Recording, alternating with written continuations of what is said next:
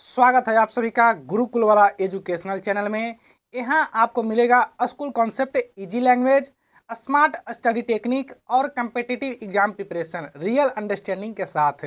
अगर आप सीखना चाहते हैं स्मार्ट तरीकों से तो अभी चैनल को सब्सक्राइब करें और बेल आइकन को भी जरूर दबा दें। चलिए आज का टॉपिक शुरू करते हैं। आज का टॉपिक है प्रोनाउंस।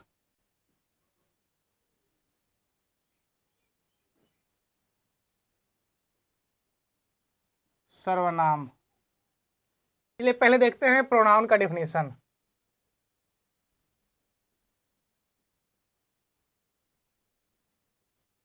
प्रोनाउन का पहले जो है डिफिनीशन जानते हैं। तो प्रोनाउन को हिंदी में सर्वनाम कहते हैं। तो सर्वनाम वह शब्द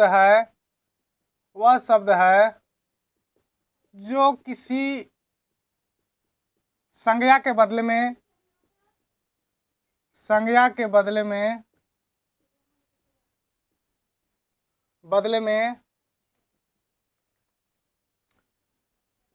प्रयुक्त होता है। और इसका डिफिनीशन हो सकता है ये कि सर्वनाम वह शब्द है जो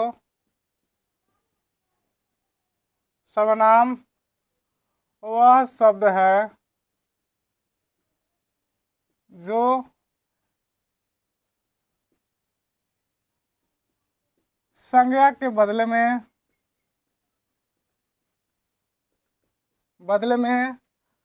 आकर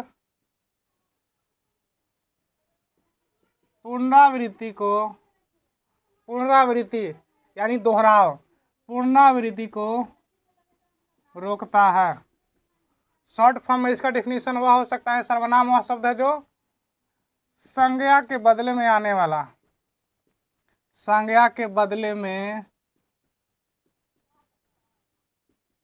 वाला शब्द ही सर्वनाम होता है।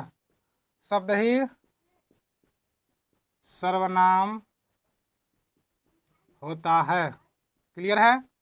सर्वनाम वह शब्द है जो किसी संज्ञा के बदले में उपयोग होगा और जो है पुनरावृत्ति को रोकेगा। जो संज्ञा बार बार आकर के दोहराव होते रहेगा संज्ञा को लेकर के, उसकी पुनरावृत्ति को रोकता है और संज्ञा के बदले में आने वाला ही शब्द जो है सर्वनाम कहलाता है। इसका अंग्रेजी डिफिनीशन देख लेते हैं।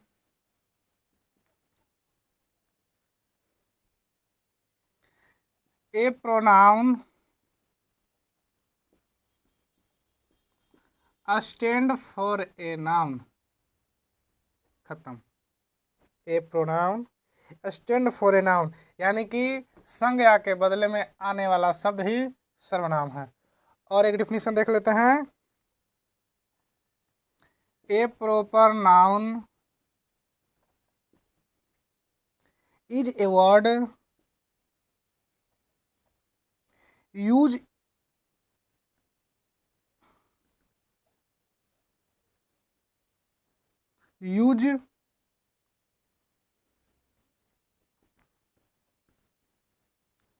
instead of a noun।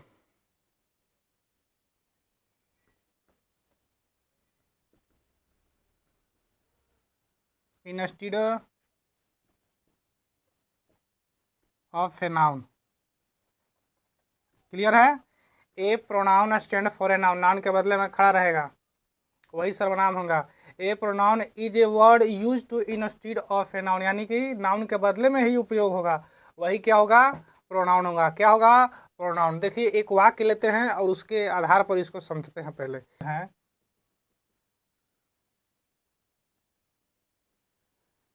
Ram is my friend.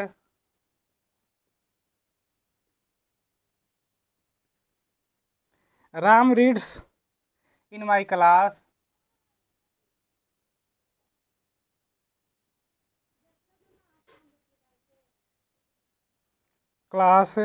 Ram is absent today. Ram is absent today because Ram is ill.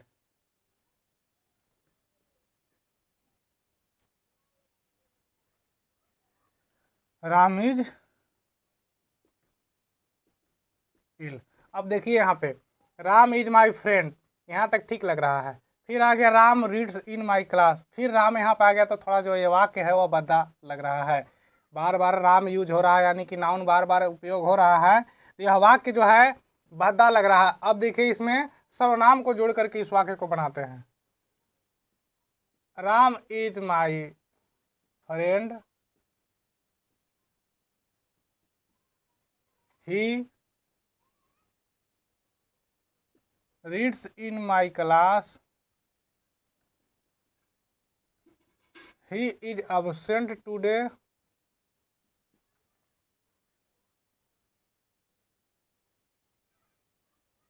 because he is ill। ठीक है, because he is ill। अब देखिए यहाँ पे राम के जगह पे देखिए यहाँ पे एक राम आया। अब जो राम यहाँ बार बार आ रहा था, जो नाउन प्रयोग हो रहा था, उसके बदले में देखिए यहाँ सर्वनाम ही आ गया। अब ही लग जाने से वाक्य जो है अच्छा लग रहा है, भद्दा नहीं लग रहा है। तो इसी तरह से जो राम बार बार आके पुनरावृत्त हो रहा था, बार बार आ रहा था, तो इसकी पुनरावृत्ति को रोक दिया, वही सर्वनाम है। क्या है? जो संज्ञा के बदले में आ करके उसकी पुनरावृत्ति को रोक देता है, वही होता है सर्वनाम। क्या होता है? सर्वनाम। चलिए, kinds of pronoun, kinds of pronoun.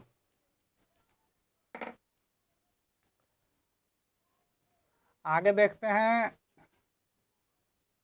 Kinds of pronouns. Pronounce कितना प्रकार के होता है, प्रोनाउंस के प्रमुख भेद कौन कौन है, इसको जानते हैं। चलिए लिखते हैं पहले, पर्सनल प्रोनाउन।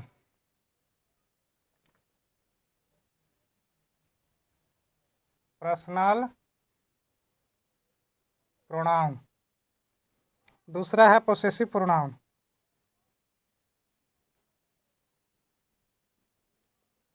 पोसेसिव प्रोनाउन, इसका हिंदी भी लिखते चलते हैं। पर्सनल प्रोनाउन का मतलब होता है व्यक्तिवाचक सर्वनाम। व्यक्तिवाचक सर्वनाम।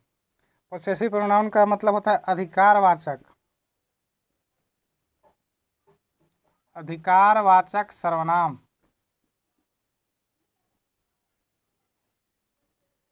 अगला है तीसरा, रिफ्लेक्सिव।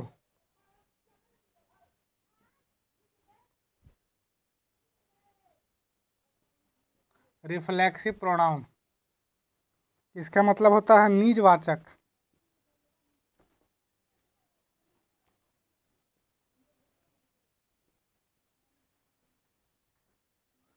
निजवाचक सर्वनाम। अगला चौथा है इम्फेटिक। इम्फेटिक प्रोनाउन, बलदायक, बलदायक सर्वनाम। अगला है डेमोन्स्ट्रेटिव।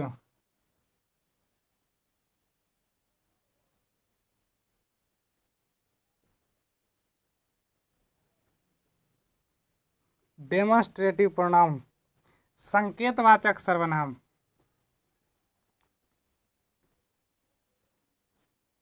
संकेतवाचक सर्वनाम। अगला है इंडिफिनिट प्रोनाउन।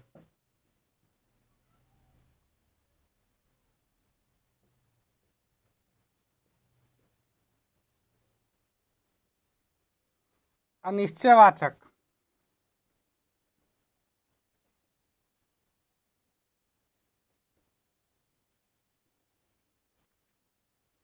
अनिश्चयवाचक सर्वनाम।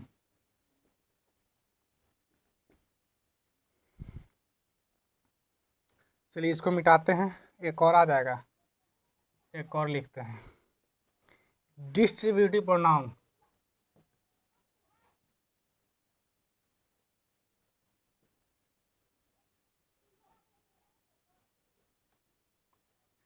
डिस्ट्रीब्यूटिव प्रोनाउन, व्यष्टिवाचक,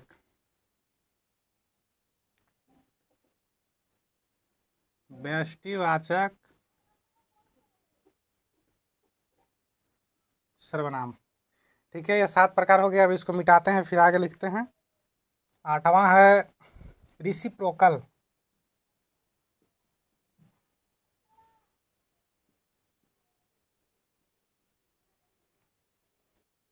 परस्पर बोधक सर्वनाम।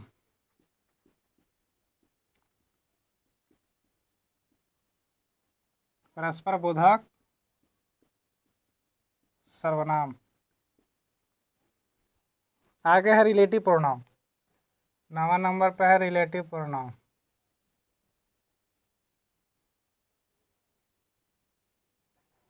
इसका है हिंदी संबंधवाचक सर्वनाम।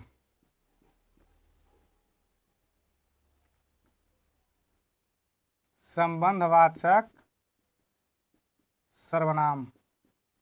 अगला है लास्ट इंट्रोगेटिव।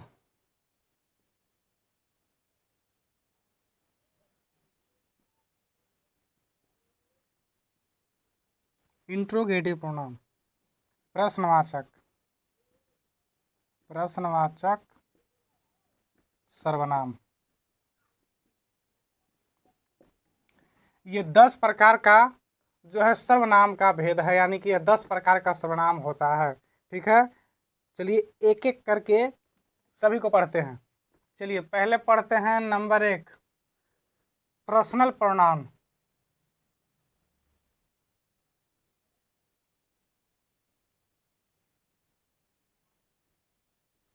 Personal pronoun. चलिए देखते हैं इसका डेफिनेशन कि आई, वी, यू, ही, सी, ईट और दे को पर्सनल प्रोनाउन कहा जाता है।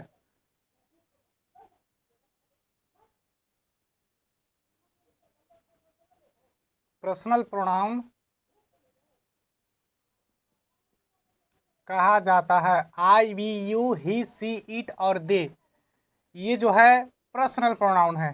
इसका अंग्रेजी डिफिनीशन देख लेते हैं कि I, we, you, he, she, it and they are called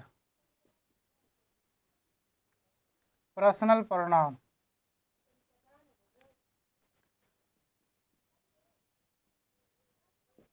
clear है? जो I, we, you, he, she, it and they हैं, इसमें से फर्स्ट पर्सन कौन है, सेकंड कौन है और थर्ड कौन है, ताकि किसी प्रकार का जो है दिक्कत ना हो आगे, इसलिए सबको देखते चले। आई और वी ये जो है फर्स्ट पर्सन है। ठीक है, यू ये जो है सेकेंड पर्सन है। इसके अलावा जो बच गया सब थर्ड पर्सन है। कौन कौन बच गया? ही, सी, इट और दे। बोलने वाला फर्स्ट पर्सन, जिससे बोला जाए सेकंड पर्सन, जिसके विषय में बोला जाए थर्ड पर्सन होता है। अब इसका देखिए पर्सनल प्रोनाउन के केज वाइज में इनका जो है बदलाव कैसे होता है, इसको चलिए देख लेते हैं कि पर्सनल प्रोनाउन केज वाइज में कैसे बदलते हैं। इसको सारणी के माध्यम से देख लेते हैं। एक होता है नॉमिनेटिव केस,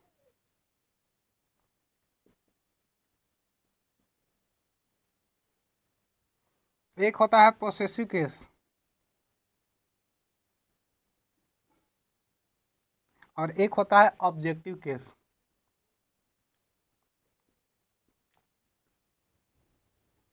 अब ये जो पोसेसिव केस है इसमें 2 गो फॉर्म होता है। एक होता है पोसेसिव प्रोनाउन और एक होता है पोसेसिव एडजेक्टिव। ठीक है,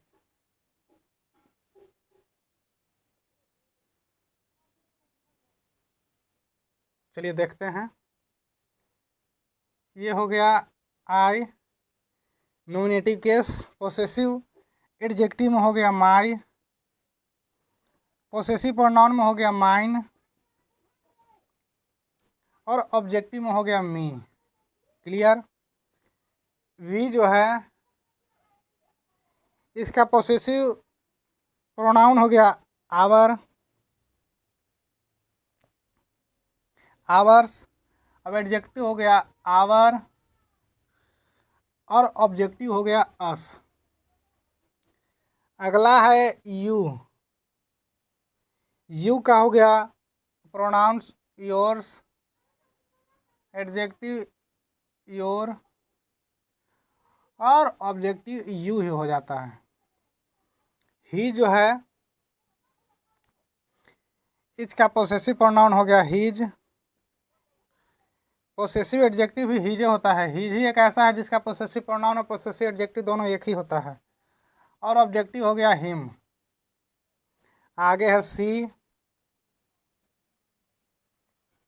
इसका हो गया पोसेसिव प्रोनाउन हर, पोसेसिव एडजेक्टिव हो गया हर और ऑब्जेक्टिव भी हो गया इसका हर ही। ठीक है। आगे हो गया इट। इट का पोसेसिव प्रोनाउन नहीं होता है, पोसेसिव एडजेक्टिव इट्स होता है और ऑब्जेक्टिव भी इसका इटे होता है। अगला बच गया लास्ट दे। ठीक है। दे का पोसेसिव प्रोनाउन देयर्स होता है, पोसेसिव एडजेक्टिव देयर होता है और ऑब्जेक्टिव होता है देम। ये था हमारा पर्सनल प्रोनाउन का केज वाइज का सारणी। ठीक है, इसको याद रखेंगे। चलिए आगे बढ़ते हैं। इस नोट है, इसको देख लेते हैं कि my, ours, yours, his, her, its और देयर। इट्स और देयर ये जो है पोसेसिव एडजेक्टिव हैं। ये पोसेसिव एडजेक्टिव हैं, एडजेक्टिव हैं। ठीक है। और ये किसी ना किसी नाउन के ठीक पहले आते हैं और ये जो हैं किसी नाउन के ठीक पहले आते हैं। इनको पहचानने का यही नियम है कि जो पोसेसिव एडजेक्टिव होंगे वह नाउन के ठीक पहले आएंगे, पहले आते हैं।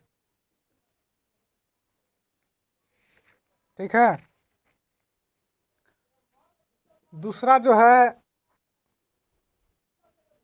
कि पोसेसिव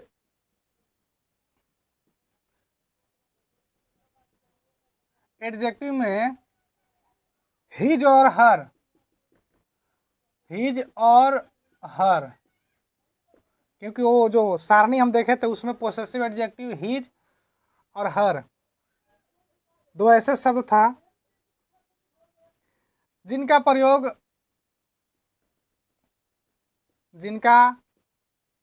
जो है प्रोनाउन की भांति होता है, प्रोनाउन की भांति भी होता है। ठीक है। लेकिन ऐसे स्थिति में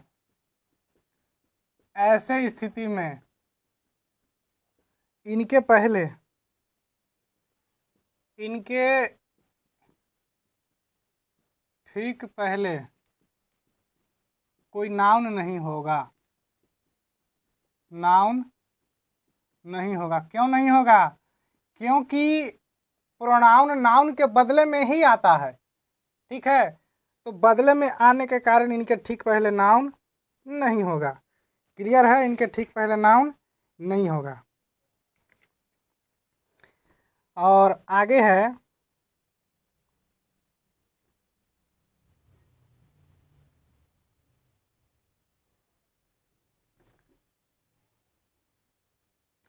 पोसेसिव एडजेक्टिव में हीज और हर जिनका प्रयोग प्रोनाउन के भांति भी होता है, ऐसे स्थिति में इनके ठीक पहले कोई नाउन नहीं होगा। चलिए ये दोनों का जो है एग्जाम्पल देख लेते हैं। ठीक है, ये दोनों का एग्जाम्पल देखते हैं कि this is my book, this is my book. ठीक है, that is her book, that is her book. ये बोल रहा है कि हीज हर, यहाँ पे देखिए माई और हर यूज हुआ है, माई और हर यूज हुआ है। बोल रहा है कि नाउन के ठीक पहले रहेगा तो एडजेक्टिव होगा। तो देखिए हम नाउन है बुक, इसके ठीक पहले है, ये हो गया एडजेक्टिव। ठीक है, अब दूसरा एग्जाम्पल देखते हैं। दूसरा एग्जाम्पल है दिस बुक इज हिज,